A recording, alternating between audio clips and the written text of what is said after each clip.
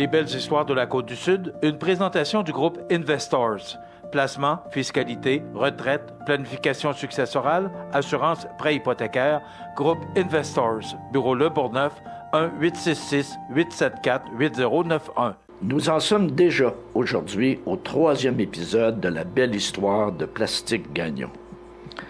Nous avons découvert dans les 2 premiers épisodes l'historique, le départ, les valeurs, ce sur quoi Plastique Gagnon est basé ou fondé. Aujourd'hui, nous allons découvrir dans le présent ce qu'est vraiment le moulage, c'est-à-dire qu'est-ce qui fait la renommée et la fierté de Plastique Gagnon.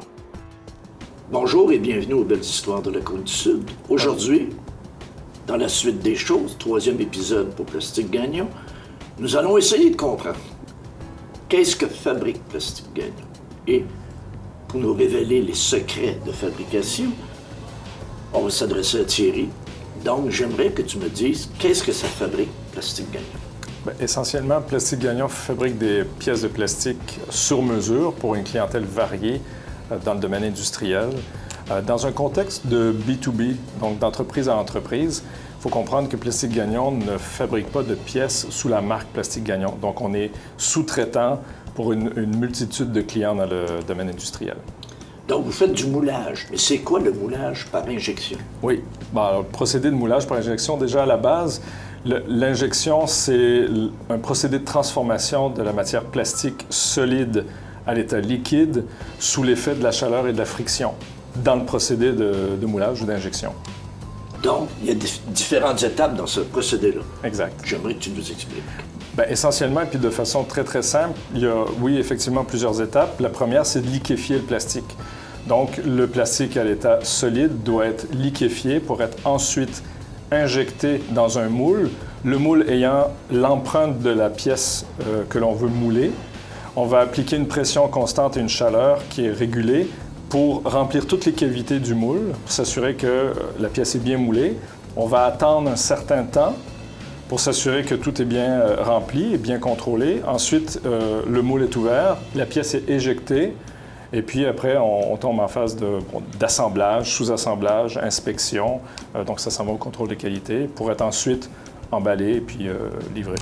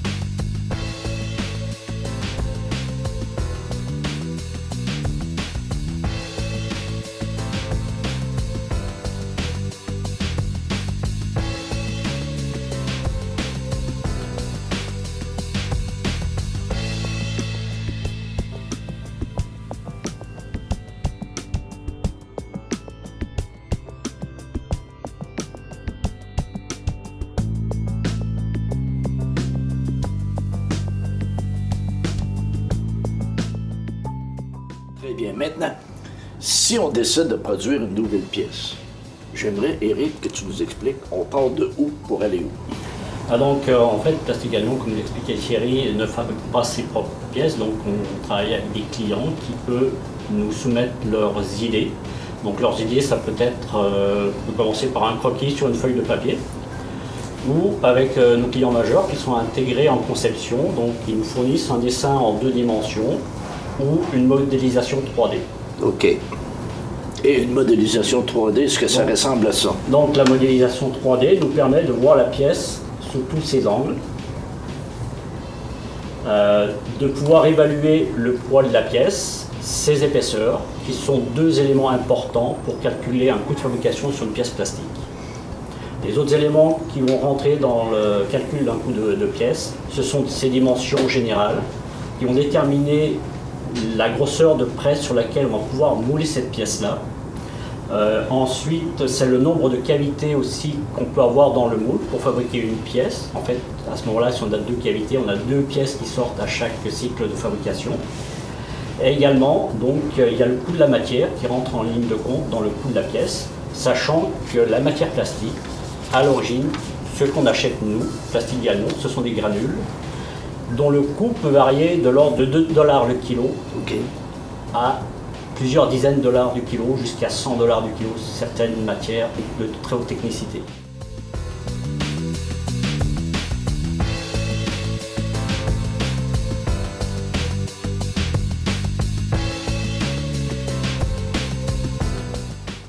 Mais le moule comme tel, est-ce que vous fabriquez les moules? Non, donc les moules, donc nous ne fabriquons pas nos moules. Okay. Nos moules sont fabriqués par des fabricants qu'on appelle des moulistes. OK. Donc on fait faire ces moules en sous-traitance. Donc il y a des mouleurs, vous autres, il y a des moulistes. C'est ça, c'est ça, exactement. Nous sommes les mouleurs, nos fournisseurs sont des moulistes.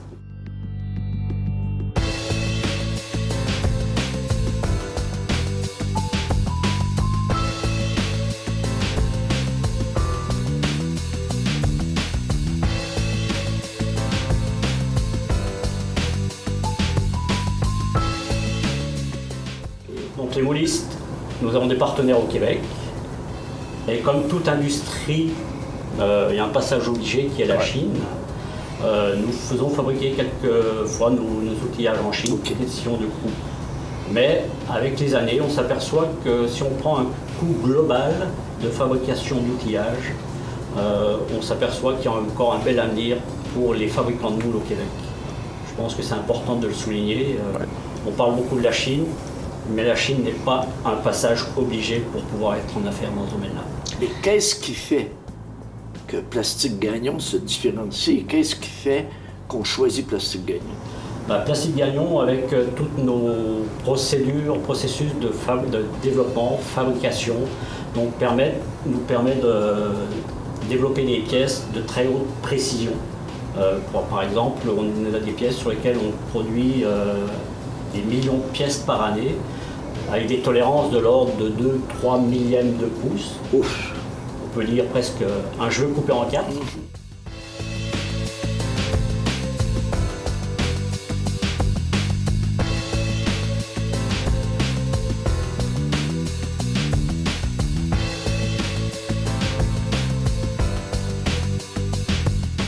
Et avec ces moules-là, ça fait des moules, on a des moules qui ont fait plus de 200 millions de pièces dans leur vie utile et qui produisent encore.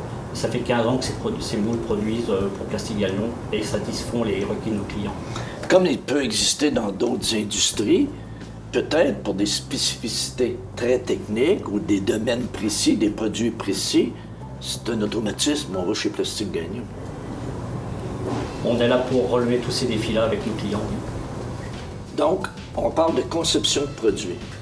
Mais on est loin de la table à dessin, puis on est loin de la plume, on est loin du crayon. Là. On a beaucoup évolué dans ce domaine-là. Donc j'aimerais que tu nous expliques. Donc, on part donc en fait d'un modèle 3D de la pièce, qui est comme celui-ci. Et en fait, à partir de ce modèle 3D, on peut faire une simulation de moulage de la pièce pour voir la façon dont elle va se remplir. On peut aussi définir quelles vont être les déformations, parce que la pièce peut se déformer après le moulage. Et on peut définir aussi quelle va être la résistance de la pièce. Donc on a un exemple ici où on parle d'un point d'injection sur une pièce. En fait, la pièce elle est remplie dans ce cas-là par 4 points d'injection. Et on voit la façon dont la matière progresse dans la cavité du moule pour faire le remplissage de la pièce et sortir une pièce conforme par rapport à ce qu'on attend. Donc, vous pouvez même presque prévoir si tout à coup il y avait un bris, à quel endroit ça pourrait se briser. Effectivement. Si on peut voir sur la pièce où est-ce que les fronts de matière vont se refermer et faire un point de rupture potentiel au niveau de la résistance mécanique de la pièce. Et à partir de ces modèles-là, on est capable ensuite de dessiner, nos fournisseurs, les moulistes, sont capables de dessiner le moule. On voit la pièce ici, donc la cavité du moule dans laquelle va être injectée la pièce. C'est pas de la précision, c'est de la très haute précision. Merci beaucoup. Plaisir. La semaine prochaine, nous attaquerons un épisode très important. Le futur. Que nous réserve Plastique Gagnon pour les prochaines années?